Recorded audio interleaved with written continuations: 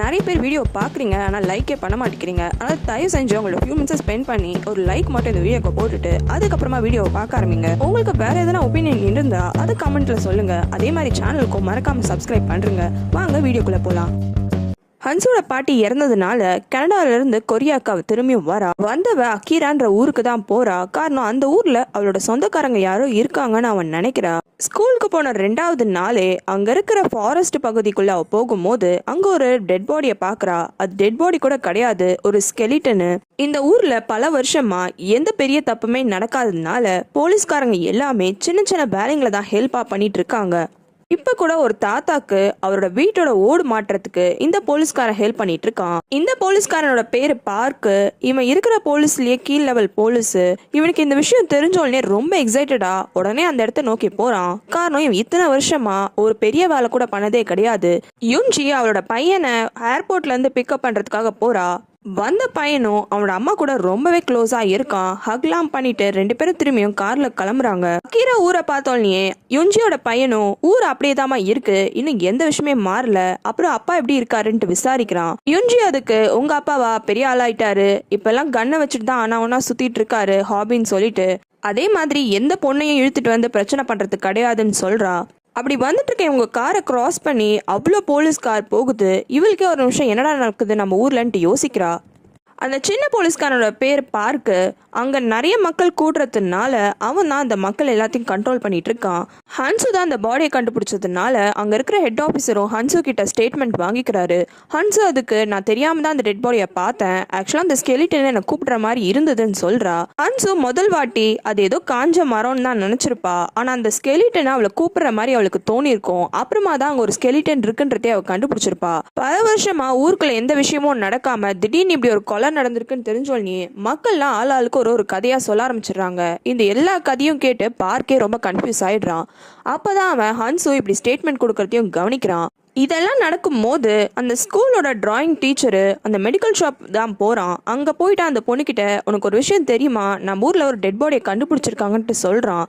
சொன்னவன் திடீர்னு அந்த மெடிக்கல் ஷாப் பொண்ணை கட்டி பிடிக்கிறான். உடனே அவளும் இங்க யாரா பாத்துருவாங்க அப்படின்ட்டு சொல்றா. 2 பேரும் பின்னாடி இருக்க ரூமுக்கு போயிடுறாங்க. இவங்க 2 பேரும் லவ் பண்றாங்க போல. ஆனா ஊர் மக்கள் யாருக்கும் தெரியாம அதை மெயின்டைன் பண்ண ட்ரை பண்றாங்க. அப்ப கரெக்டா யாரோ மெடிக்கல் ஷாப்க்கு வந்துடுறாங்க. உடனே இவளும் அந்த கடைக்கிட்ட போயிடுறா. ஆனா இந்த டிராயிங் டீச்சரு அவளோட பர்ஸ்ல இருந்து அவள்கிட்ட கேட்காம காசெல்லாம் எடுத்துக்கிறான். யுன்ஜியோட பையனோட பேரு கியோன்னு. ஆக்சுவலா இவன் யுன்ஜியோட சொந்த பையன் கிடையாது, அந்த அப்பாவுக்கு ஃபர்ஸ்ட் ஒய்ஃபோட பையன். கியோனே இப்படி ஃபாரின்ல இருந்து வந்திருக்கான்னு தெரிஞ்சோல்னியே அவனோட பாட்டி ரொம்பவே சந்தோஷப்படுறாங்க. கியோனை கூப்பிட்டு வச்சு ரொம்ப ஆறுதலா பேசிட்டு இருக்காங்க. ஆனா யுன்ஜி அந்த ரூம்குள்ள வந்த உடனே அவங்களோட மூஞ்சி ரொம்பவே மாறிடுது. யுன்ஜி இவங்க கூட சகஜமா பேசலான்னு ட்ரை பண்றா. ஆனா அந்த பாட்டி என்ன எங்களே பாத்துட்டு இருக்க, ரூமை விட்டு வெளியே போக மாட்டியா அப்படின்ட்டு கேட்டுறாங்க. உடனே யுன்ஜியும் ரூமை விட்டு வெளியில போயிடுறா. ஆனா போனவ டோர்ல காது வச்சு இவங்க என்ன பேசுறாங்கன்ட்டு பாக்குறா. அந்த பாட்டியும் கியோன் கிட்ட இங்க பாரு, இவ இருக்கா பாரு உன் சித்திக்காரி, இவளை மட்டும் நீ நம்பவே நம்பாத, எப்படின்னா இந்த கம்பெனியை உன் பேர்ல நீ வாங்கிடு, இல்லைன்னா உங்ககிட்ட இருக்க மொத்த காசையும் வித்துடுப்பா, ஒன்னு நடுரோட்ல விட்டுருவான்ட்டு சொல்றாங்க. இது எல்லாமே யுன்ஜியும் நல்லாவே கேட்டுறா. அதுக்கப்புறமா கியோன் வந்ததுனால எல்லாரும் ஒன்னா சேர்ந்து உட்காந்து சாப்பிடுறாங்க. அப்ப கியோனோட அப்பாவுக்கு அவனை எதனா பிசினஸ்ல கொண்டு போகணும்னு ஆசைப்படுறாரு. காரணம் அந்த ஊர்லயே ஒரு ஸ்டீல் ஃபேக்டரி வச்சிருக்காரு. ஹன்சு ஒர்க் பண்ற ஸ்கூலோட டைரக்டர் தான் இந்த பாட்டி. இந்த பாட்டி எனக்கு வயசாயிடுச்சு, அதனால நான் கியோனுக்கு இந்த போஸ்டிங்கை தரப்போறேன்னு சொல்றாங்க. ஆக்சுவலா இந்த பாட்டியோட பொசிஷனை ரொம்ப வருஷமா யுன்ஜி வேணும்ட்டு வெயிட் பண்ணிட்டு இருக்கா. ஆனா பாட்டி இப்படி பேரனுக்கு தரேன்னு சொன்னோன்னே உடனே கியோனோட அப்பாவும் இல்லம்மா அது அப்படின்ட்டு சொல்ல வராரு. ஆனா உடனே யுன்ஜி நல்ல பேர் வாங்கணும்ட்டு எனக்கெல்லாம் தேவையில்லை, அந்த சின்ன பையனை அந்த போஸ்டிங்ல இருக்கட்டும்னு சொல்லிடுறா. இவங்கெல்லாம் இப்படி சீரியஸா பேசிட்டு இருக்கும் போது அங்க கரெக்டா யுன்ஜியோட பொண்ணும் வரா. இப்ப அவ ரொம்பவே வளர்ந்துட்டா. ஆனா அவளோட ட்ரெஸ்ஸை பார்த்து இந்த பாட்டி ரொம்பவே கோவப்படுறாங்க. கியோனு ஃபாரின்ல இருந்து வாங்கிட்டு வந்த ட்ரெஸ்ஸை தான் அவ போட்டிருக்கா. ஆனா இந்த பாட்டிக்கு அது சுத்தமா பிடிக்கவே இல்ல. அம்மா மாதிரி தானே பொண்ணும் இருப்பான்னு 2 பேரையும் சேர்த்து வச்சு ரொம்ப தப்பா பேசுறாங்க. இந்த பொண்ணோட பேரு யூனா. அப்பதான் இவ இந்த மாதிரி ஊர்ல ஒரு டெட் பாடி கிடைச்சிருக்குன்ற விஷயத்த சொல்றா. என்ன நீ எப்ப பார்த்தாலும் இத பத்தியே பேசிட்டு இருக்கன்னு பாட்டி கோவப்படுறாங்க. உடனே யுன்ஜியும் நீ முதல்ல ரூம்க்கு போ அப்படின்னு அவளோட பொண்ணை அமுச்சு விட்டுறா. காரணம் இந்த யூனாக்கு சின்ன வயசுல இருந்தே பேய பாக்குற சக்தி இருக்குன்னு சொல்லிட்டே இருக்கா. இதுதான் அந்த பாட்டிக்கு சுத்தமா பிடிக்கல. இந்த பொண்ணு என்ன எப்ப பார்த்தாலும் பேய பாக்குறேன்னு சொல்லிட்டு இருக்கு, மூளை எதனா கோளாறா இருக்குமோ, முதல்ல கொண்டு போய் டாக்டர்கிட்ட செக் பண்ணிட்டு திட்டிடுறா. எல்லா விஷயமும் முடிஞ்சு ஹன்சு ஃபைனலா வீட்டுக்கு வரா. அவளோட டோரை திறக்கும் போது உடனே அந்த பக்கத்து வீட்டு ஆன்டியும் டோரை திறந்து, நான் கேள்விப்பட்டேன் நீ தான் அந்த டெட் பாடியை கண்டுபிடிச்சியாமே. ஆமா, நான் தான் கண்டுபிடிச்சேன், அது ஏதோ ஒரு பொண்ணோட டெட் பாடின்னு சொன்னாங்கன்ட்டு ஹன்சுவும் சொல்றா. ஒரு பொண்ணோட டெட் பாடியா? இந்த ஊர்லயே காணாம போன ஒரே ஒரு பொண்ணு அந்த டிராயிங் டீச்சர் தான். ஹன்சுக்கும் டவுட் வந்துட்டு, டிராயிங் டீச்சரா, அவங்க எங்க இருந்தாங்க அப்படின்ட்டு கேக்குறா. உடனே இந்த பக்கத்து வீட்டு ஆன்டியும் ஹன்சோட வீட்டை காமிச்சு, அந்த பொண்ணு இந்த வீட்டுல தான் இருந்தா, ஏன் ஹவுஸ் ஓனர் சொல்லலையா இங்க ஒரு பொண்ணு ஆல்ரெடி இருந்தான்ட்டு? அது அந்த பொண்ணு தான், திடீர்னு ஒரு நாள் காணாம போயிட்டா. இது கோஇன்சிடென்ட் பாரு, அந்த பொண்ணு காணாம போயிட்டா, ஆனா அந்த பொண்ணோட ரூம்ல அடுத்து தங்க வந்து நீ அந்த பொண்ணோட டெட் பாடியை கண்டுபிடிச்சிருக்கேன்னு போற போக்குல இவங்க மட்டும் சொல்லிட்டு போயிடுறாங்க. ஆனா ஹன்சுக்கு முன்னாடி வாட்டி பார்க்கும்போது ரூமே ரொம்ப அழகா இருந்தது. இந்த வாட்டி பார்க்கும்போது ரூமே ஒரு மாதிரி பேய் ஃபீலிங் அவளுக்கு கொடுக்குது. ரொம்பவே பயந்துடுறா. வீட்டுல இருக்க ஒரு பொருளை பார்த்தாலும் அவளுக்கு பயமா தான் இருக்கு. போலீஸ் ஸ்டேஷன்ல பார்க்கு ரொம்பவே எக்ஸைட்டடா இருக்கான். திடீர்னு ஊருக்குள்ள இப்படி கேஸ் வந்ததுனால, அதுவும் ஆல்ரெடி இந்த ஊரை சுத்தி இருக்கிற பக்கத்தூர்ல எல்லாத்துலயுமே மழை பெஞ்சா வெனஸ்டே அன்னைக்கு ஒருத்தன் கொலை பண்ணிட்டு இருக்கான். இதே கொலையை அந்த சீரியல் கில்லர் தான் பண்ணிருப்பான். எனக்கு தெரிஞ்சு இது அக்கீரால தான் ஸ்டார்ட் ஆகிருக்கோன்ட்டு அவனோட ஸ்டேஷன் ஹெட் கிட்ட சொல்றான். ஆனா அவரு இதெல்லாத்தையும் பெருசா கண்டுக்கவே மாட்டேங்கிறாரு. அப்ப கரெக்டா அவருக்கும் ஃபோன் கால் வருது. அது மூலமா இறந்து போனது பொண்ணு தான். அதே மாதிரி ஒரு 1.5 வருஷத்துக்கு முன்னாடி அந்த பொண்ணு இறந்து போயிருப்பான்ட்டு டீட்டெயில்ஸ்லாம் சொல்றாங்க. இது கேட்டோன்னே பார்க்கும் கன்ஃபார்மே பண்ணிடுறான். ஆனா அவரு நம்ம எதுக்கு இதெல்லாம் தேவையில்லாம தெரிஞ்சுக்கிட்டு எப்படி இன்வெஸ்டிகேஷனை நம்மள பண்ண விட மாட்டாங்க, வேற யாரா பெரிய ஆஃபீஸர்ஸ் வந்து பண்ண போறாங்க, அதனால இதை பத்தில நீ ரொம்ப யோசிக்காதன்னு சொல்றாரு. இருந்தாலும் பார்க்கு இந்த கேஸ்ல ரொம்ப மும்முரமா இறங்கி தேடுறான். ஆல்ரெடி ஒரு டெட் பாடியை கண்டுபிடிச்ச ஃபீலிங்ல ஹன்சு இருக்கா. இதுல ஹன்சு ஸ்கூலுக்கு போனா 7 மாசம் பிரெக்னெண்டா அந்த ஒரு டீச்சருக்கு குழந்தை பிறந்துருச்சான். அதனால அவங்களோட கிளாஸுக்கு கிளாஸ் டீச்சரா ஹன்சு அப்பாயிண்ட் பண்ணிடுறாங்க. இருக்கிற வேலையில இது வேற எக்ஸ்ட்ரா வேலையான்னு ஹன்சுக்கு ரொம்ப கஷ்டமா இருக்கு. கிளாஸ் டீச்சரா போட்டுட்டாங்க, போய் கிளாஸையும் பார்த்துலான்ட்டு அவளோட கிளாஸ்க்கு போய் என்னோட பேரை ஹன்சுன்னு இன்ட்யூஸ் பண்ணிக்கிறா. ஆனா பசங்க எல்லாரும் ஒருத்தவங்க பேசிக்கிட்டு ஸ்கெலிட்டன் டீச்சர் அப்படின்ட்டு சொல்றாங்க. ஹன்சுக்கு ஒண்ணுமே புரியல, என்ன சொல்றீங்க நீங்க அப்படின்ட்டு கேக்குறா. அப்பதான் அந்த ஸ்டூடெண்ட்ல இருக்க ஒரு பொண்ணு நீங்க தானே நேத்திக்கு ஒரு ஸ்கெலிட்டனை கண்டுபிடிச்சிங்க, அதனால உங்க பேரு ஸ்கெலிட்டன் டீச்சர் அப்படின்ட்டு அந்த பொண்ணு சொல்றா. இது கேட்டு ஹன்சுக்கு ரொம்பவே கஷ்டமா இருக்கு. இருந்தாலும் அவ டீச்சர்ன்றதுனால இப்படிலாம் மற்றவங்களை பத்தி பேசுறது ரொம்பவே தப்பு, அதனால இந்த மாதிரிலாம் என்ன திரும்பி கூப்பிடாதீங்க அப்படின்ட்டு சொல்லிடுறா. ஹன்சோட கிளாஸ்ல தான் அந்த யூனா பொண்ணும் படிக்கிறா.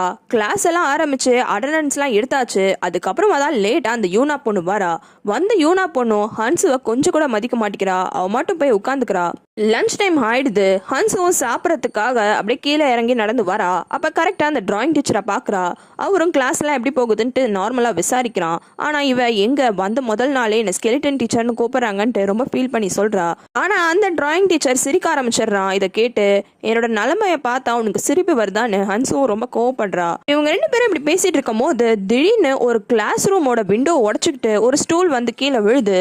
2 பேரும் பயந்து திரும்பி பாக்குறாங்க. உடனே ஹன்சுக்கு அப்பதான் தெரியுது அது அவளோட கிளாஸ்ன்ட்டு. ஐயோ, என்னோட கிளாஸ்ல தான் சண்டை ஏதோ நடக்குது போல இருக்குன்னு அவ ஓடி போறா. அங்க போனா ஜன்னல்ல இருந்து குதிக்கிற மாதிரி யூனா தான் நின்னுட்டு இருக்கா.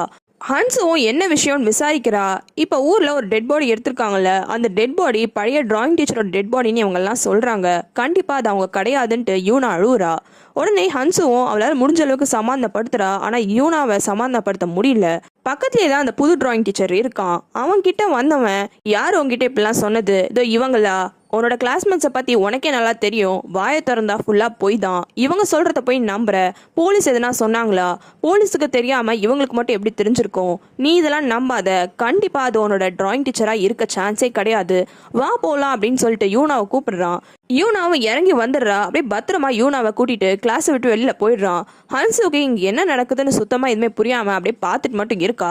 யுஞ்சி தான் அவளோட பொண்ணை ஸ்கூல்ல இருந்து பிக்கப் பண்ணி வீட்டுக்கு கூட்டிட்டு போறா. அப்ப போற வழி ஃபுல்லாவே அவ சைலண்டா தான் இருக்கா. ஆனா யூனா, ஆமா ஸ்கூல்ல அவ்வளவு பெரிய பிரச்சனை நடந்திருக்கு, என்ன பிரச்சனைன்னு ஒரு வார்த்தை கூட நீ கேட்க மாட்டியா? ஸ்கூல்ல இருக்க பசங்க எல்லாருமே என்னோட டிராயிங் டீச்சர் தான் அது இறந்தவங்கன்னு சொல்றாங்க, ஆனா நான் அப்படிலாம் கிடையாதுன்னு அவங்க கூடலாம் சண்டை போட்டேன், அதை பத்தி நீ என்னமா நினைக்கிறேன்ட்டு கேக்குறா. இந்த டாப்பிக்கை பத்தி நான் பேச விரும்பலமா, தயவு செஞ்சு இந்த டாப்பிக்கை பத்தி என்கிட்ட இருந்து பேசாத நீ அப்படின்னு சொல்லி அப்படியே அப்ரப்டா முடிச்சிடுறா. ஆனாலும் யூனா, எனக்கு தெரிஞ்சு அவங்க போனதுல நீதாமா ரொம்ப சந்தோஷப்படுவ, எனக்கு நல்லாவே தெரியும்ட்டு சர்க்காஸ்டிக்கா சொல்றா.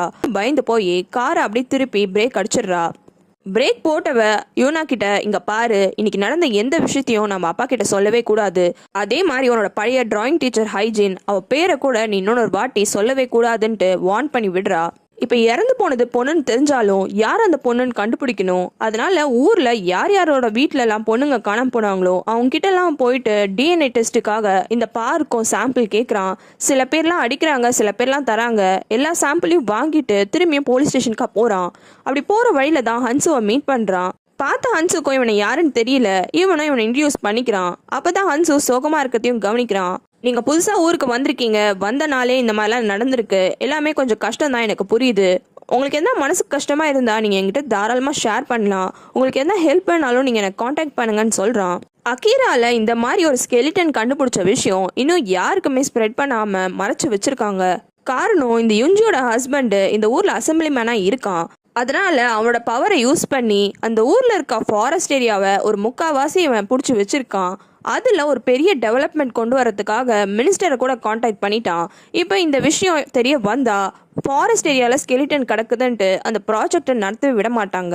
அதனால முடிஞ்ச அளவுக்கு மறைச்சு வைங்கன்ட்டு ஆர்டர் பண்ணுறான். அடுத்தது அவனோட பையன் கியூனை அவனோட ஸ்டீல் ஃபேக்ட்ரிக்கு கூட்டிட்டு போகிறான். இந்த ஊரில் இருக்க ஒரே ஒரு கம்பெனி இந்த ஸ்டீல் ஃபேக்ட்ரி தான். இந்த ஊரில் இருக்க முக்கால்வாசி பேர் இந்த ஃபேக்ட்ரியில் தான் ஒர்க் பண்ணுறாங்க.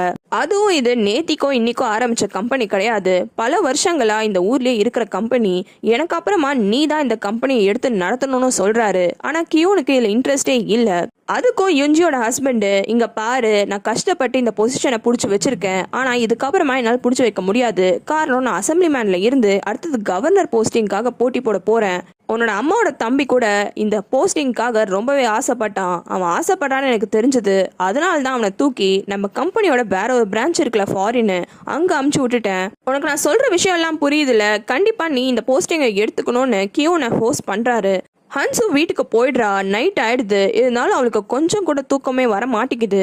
அந்த ரூம்ல இருக்க எல்லா பொருளை பார்த்தாலும் ரொம்ப பயப்படுறா. கோவத்துல எல்லா பொருளையுமே கழட்டிடுறா. சும்மா இருந்த அவளை இந்த பக்கத்து வீட்டு பொம்பளை வேற இறந்து போன பொண்ணு இந்த ரூம்ல தான் தங்கியிருந்தான்னு சொல்லிட்டு போயிட்டா. இதனால அவளுக்கு ரொம்பவே பயமா இருக்கு. திடீர்னு அவள் பெட்டுக்குள்ள இருந்து அவ பார்த்த அந்த ஸ்கெலிட்டன் கையெல்லாம் தெரிய வருது. ரொம்பவே பயந்துடுறா. அப்ப அவ பயப்படுற நேரமா பார்த்து யாரோ டோரை டங்கு டங்கு டங்குன்னு ரொம்பவே ஃபோர்ஸா அடிக்கிறாங்க. ரொம்ப பயம் இருந்தாலும் இவளும் பொறுமையா டோர் கிட்ட போய் டோரை ஓபன் பண்றா. ஆல்ரெடி அங்கே இருக்க லைட்டு சும்மாவே விட்டு விட்டு தான் எரியும். இப்போ நைட் டைம் வேற அதுவும் விட்டு விட்டு தான் எரியுது. பயத்தில் எட்டி பார்க்கும் போது திடீர்னு அந்த இடத்துக்கு யூனா வந்து நிற்கிறா. வந்து யூனாவும் டீச்சர் ஹைஜின் அப்படின்னு மட்டும் கூப்பிட்டுட்டு அப்படியே அங்கேயே மயங்கி விழுந்துடுறா. வந்தவளும் நல்லாலாம் வரல. அப்படியே ஒரு ட்ரெஸ் எல்லாம் கலைஞ்சிருக்கு. அப்படி விழப்போன யூனாவையும் ஹன்சு பிடிச்சிடுறா. ஆனா யூனா எப்படி இங்க வந்தா, அவளுக்கு எப்படி இவளோட வீடு தெரிஞ்சது? வந்தவ ஹன்சு டீச்சர்னு கூப்பிடாம எதுக்கு ஹைஜின் டீச்சர்னு அவ பழைய டிராயிங் டீச்சரோட பேரை சொன்னான்னு தெரியல. அடுத்த எபிசோட்ல தெரிஞ்சுக்கலாம். உங்களுக்கு வேற சீரிஸ் பார்க்கணும்னா கமெண்ட்ல சொல்லுங்க.